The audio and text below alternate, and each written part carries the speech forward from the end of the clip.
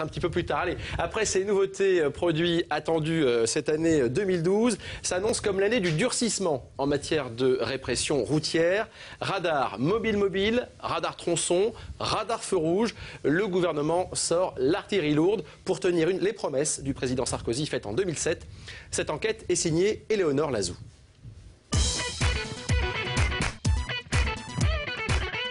Faire passer le nombre de tués sur les routes sous la barre des 3000 morts, c'était l'un des buts fixés par Nicolas Sarkozy au début de son mandat. Résultat, 5 ans plus tard, objectif non tenu pour le chef de l'État.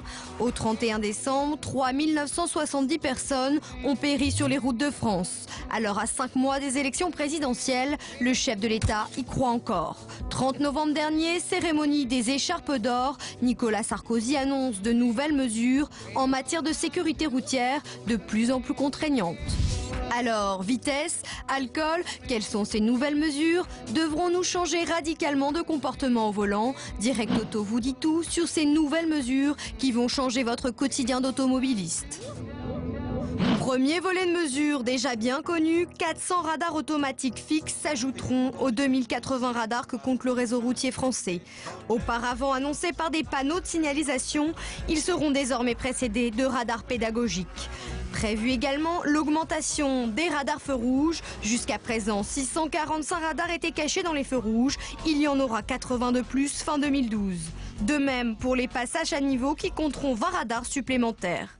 Mais il y a beaucoup plus spectaculaire. Le 23 décembre, l'expérimentation des radars dits mobiles s'est terminée. Fort de cette expérience réussie, les pouvoirs publics comptent bien passer à la pratique en 2012. Ces radars dits de 3e génération risquent bien de constituer l'arme ultime anti-excès de vitesse.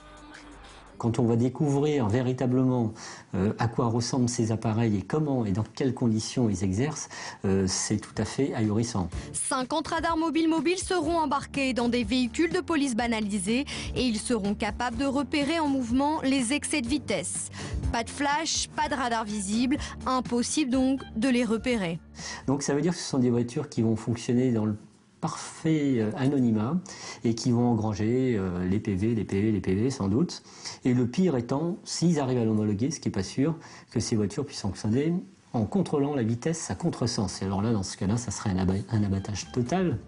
Ces derniers seront déployés avant la fin du premier semestre 2012. Au chapitre des nouveautés, il y a aussi les radars tronçons, réputés infaillibles. Ces radars calculeront votre vitesse moyenne entre 2 points précis. Encore en expérimentation, ils risquent bien de voir le jour avant la fin de 2012. Des radars, toujours plus de radars, les automobilistes vont devoir redoubler de vigilance. D'autant plus que les avertisseurs de radar sont désormais interdits. Place aux assistants d'aide à la conduite, moins précis quant à la localisation des radars, ils remplissent la même fonction mais moins efficacement. Si d'après un sondage IFOP Ouest France, 64% des Français désapprouvent ces mesures, les autorités veulent aller encore plus loin en matière de contrôle de la vitesse.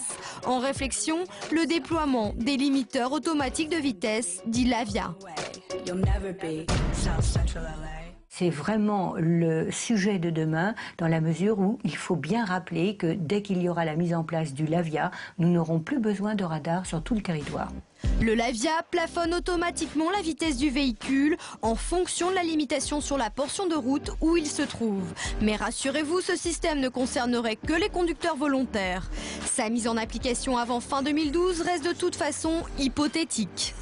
C'est une vaste fumisterie prônée depuis des années et des années par la Ligue contre la violence routière. Ça ne tient pas la route 5 minutes. Sur le principe, l'idée pourrait être bonne, mais elle n'est pas réaliste sur le plan matériel.